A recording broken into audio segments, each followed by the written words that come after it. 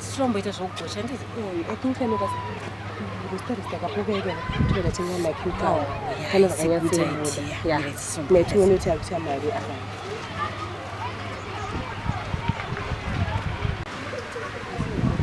Zvirise kwa masisi. Mushe zvirise. Macucumber.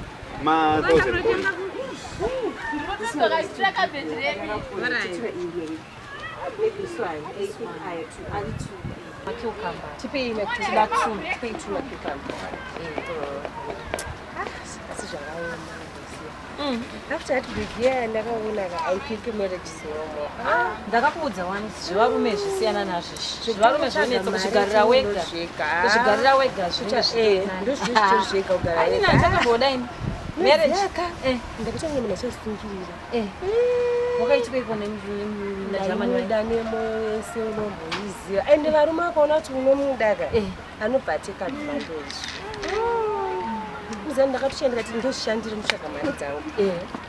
Mwana wangu ndinaye ndisingomari. Zvekuti aswera kuti varume zvindezvechii. Njolo muzorega. Ndakapungura kuchema. Unoziva songo yakila tiye kuti ngausandire munjolo. Unoimba waimbazve. Waimbazve. Ugoerera musodzi wanzwa.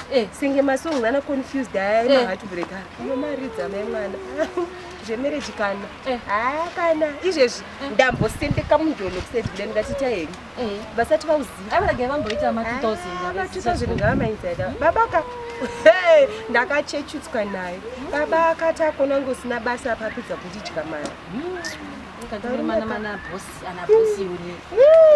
Akati ndamuwana bhebhiri remari gandiridye. Baba nebhadhara vendi. Nemupa mari.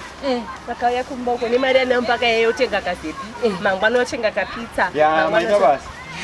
Yes. Kunemkwasha. Tikate. Tangokuti tikuna macucumber. Komoti katire. Munomuchita muna varume munogona ngoita yese. Imi mkwasha imi. Yeah.